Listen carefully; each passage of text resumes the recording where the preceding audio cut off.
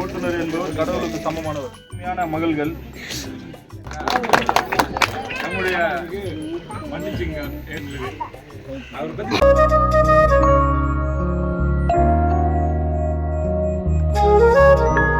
Hi friends, welcome back to Suji vlogs. So இன்றைக்கி என்ன vlogனா எங்கள் அப்போட ரிட்டையர்மெண்ட் ஃபங்க்ஷன் தான் பார்க்க போகிறீங்க. இதுக்கு முன்னாடி ரிட்டையர்மெண்ட் ஆன வீடியோ வந்து நீங்கள் பார்த்துருப்பீங்க. ஸோ இது வந்து நாங்கள் ஃபங்க்ஷனாக அது செலிப்ரேட் பண்ணோம். ஸோ இது லாஸ்ட் மினிட்ல தான் நாங்கள் வந்து டிசைட் பண்ணோம். ஸோ ஃபங்க்ஷன் வைக்கலான்னு சொல்லிட்டு, ஏன்னா வைக்கலாமா வேணாமான்னு சொல்லிட்டு ஒரு குழப்பத்துலேயே இருந்தோம். ஸோ அதனாலே கடைசியாக நாங்கள் வச்சுட்டு, ஏன்னா நாங்கள் ஹவுஸ் வார்மிங் கூட அவ்வளோ யாரும் கூப்பிடல சொல்லிட்டு, சரி ரிட்டையர்மெண்ட் ஃபங்க்ஷனுக்கு எல்லாருமே கூப்பிடலான்னு சொல்லி பார்த்தோம். லாஸ்ட் மினிட்ல வந்து என்ன ரிட்டன் கிஃப்ட் கொடுக்குன்னு பிளான் போட்டு கடைசியாக நாங்கள் வந்து ப்ளவுஸ் பிட் தான் ரிட்டன் கிஃப்டாக கொடுத்தோம். ஸோ அதுக்கப்புறம் பலூன் டெக்கரேஷன். விஷ்ணு என்ன பண்றோம்? பலூன் ரெடி பண்றோம். எதுக்காக? ரிட்டையர்மெண்ட் ஃபங்க்ஷன் அப்பாக்கு. ரிட்டையர்மெண்ட் ஃபங்க்ஷனுக்கு பலூன் ரெடி பண்றோம். அவ்வளவுதான்.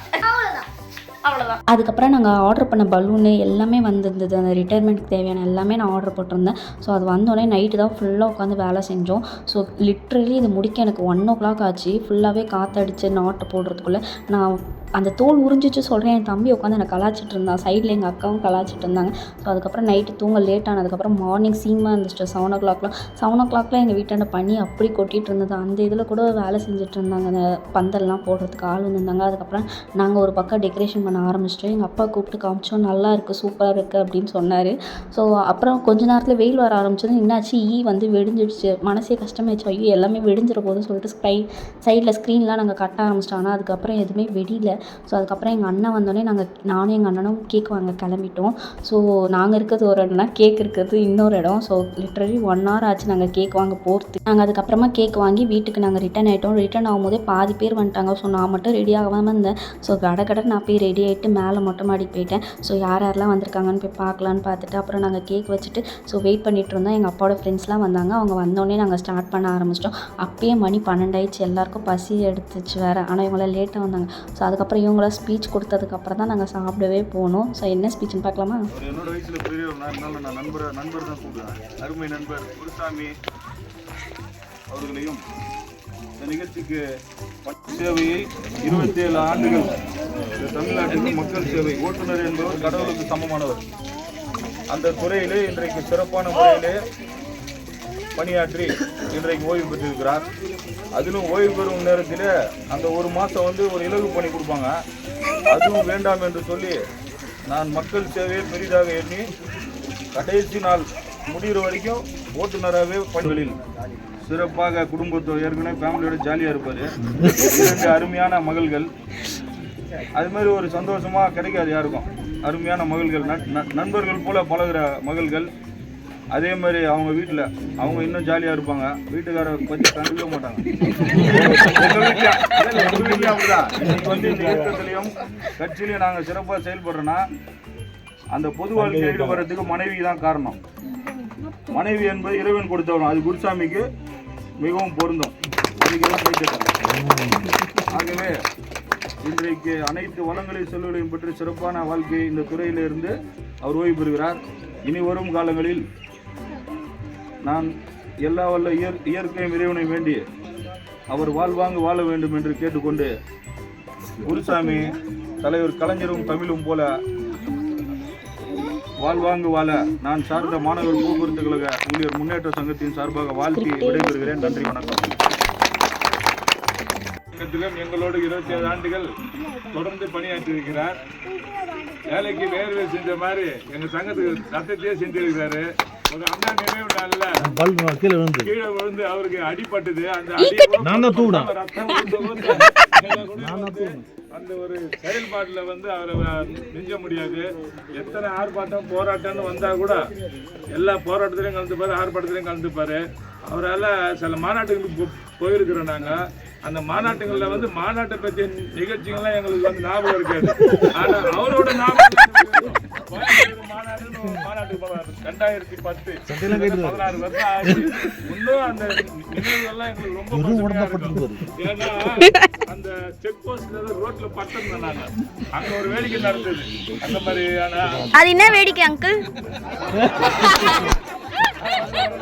அந்த அன்னைக்கு பேண்ட்ல வந்து எல்லாருக்கும் சாப்பாடு அரேஞ்ச்மெண்ட் அவர் தான் பண்ணாரு.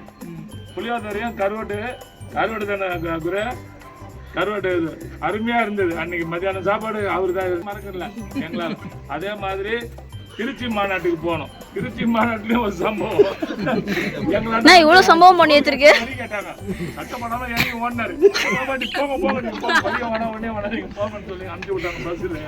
அந்த மாதிரி பார்க்கத்தான் கொஞ்சம் கருத்தோட சிறப்பாக இருந்தாரா.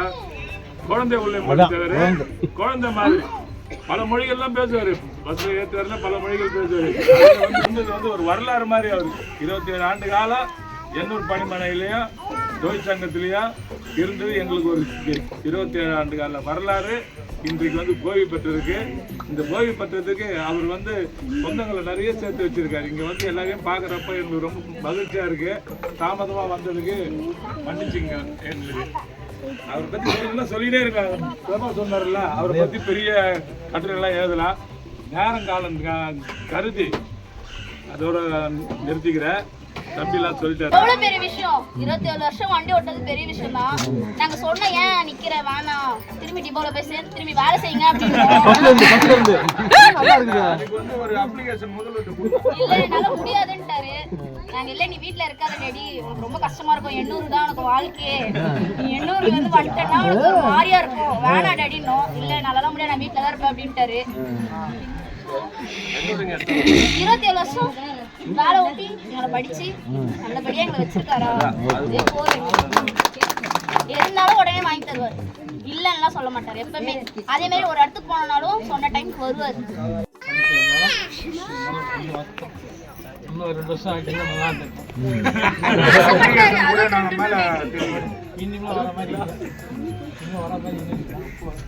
ஆக்சுவலா இவர் 58 வயசு தான் நிர்வாகத்துல ரிட்டையர்மெண்ட். போன கொரோனா வந்தாலும் 60 வயசு நாங்க. இவர் இன்னமும் எனக்கு ஒண்ணு இருக்காட்டா அடுத்து சொல்லி நான் வரல ஸோ அதுக்கப்புறமா எல்லோரும் ஸ்பீச் கொடுத்து முடித்தோடனே ஸோ சைடில் வந்து இவங்கெல்லாம் அந்த ஷால் போட ஆரம்பிச்சிட்டாங்க. அது ஏன் தெரில, இந்த கட்சி ஆளுங்க இந்த டிப்போ ஆளுங்க எல்லாத்துக்குமே ஷால் போடுறாங்க. அது ஏன்னு தெரியல எனக்கு. ஏன்னா என் மேரேஜ்லேயும் பார்த்தேன் நிறைய ஷால் தாங்க வாங்கி வச்சுருந்தாங்க. இந்த ரிட்டன் கிஃப்ட் கொடுக்குறாங்களோ இல்லை, இந்த ஷால் மட்டும் கரெக்டாக எல்லார் வீட்லேயும் ஊர்பட்டது இருக்கும்னு நினைக்கிறேன். ஸோ எங்கள் வீட்டில் எக்கச்சக்கமாக இருக்குது. ஸோ யார் யார் வீட்டில் எதுவுமே இருக்குதுன்னு சொல்லிட்டு அவங்களாம் ரெட் கலர் ஹார்ட் கமெண்ட் பண்ணுங்கள். ஸோ அதுக்கப்புறமா நாங்கள் கேக் வெட்ட ஆரம்பிச்சிட்டோம். ஏன்னா இவங்க லேட் ஆக்குறாங்க, கேக் உருகிடும் அப்படின்னு சொல்லிட்டு கேக் வெட்ட ஆரம்பிச்சிட்டோம். அதுக்கப்புறம் நாங்கள் கேக்லாம் சாப்பிட்டுட்டு திரும்பி இவங்க வந்து எங்கள் அம்மா அப்பா வந்து வந்தவங்க எல்லாருக்குமே ஷால் போட்டாங்க. ஸோ ஷால்லாம் போட்டு முடித்ததுக்கப்புறமா நாங்கள் வந்து சைடில் வந்து பந்திக்கு ரெடி பண்ணிட்டோம் சாப்பிட்றதுக்கு.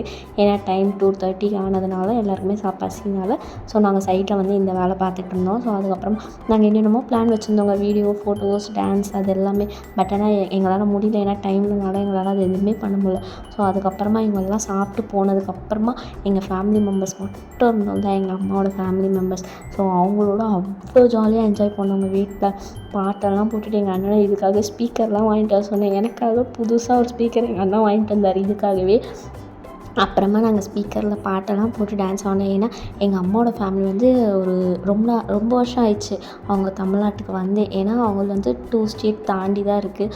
அவங்க வந்தே ரொம்ப வருஷம் ஆனதுனால ஜாலியாக என்ஜாய் பண்ணோம். நாங்கள் அவ்வளோ பாட்டு அப்படியே எப்படி கை காலெலாம் வலிக்கிற அளவுக்கு நாங்கள் டான்ஸ் ஆனோம். நான் லாஸ்ட்டில் அட்டாச் பண்ணுறேன், நீங்கள் அதை பாருங்கள். பட் ஆனால் நான் கம்மியாக தான் அட்டாச் பண்ணியிருப்பேன், எல்லாமே நான் அட்டாச் பண்ணியிருக்க மாட்டேன்.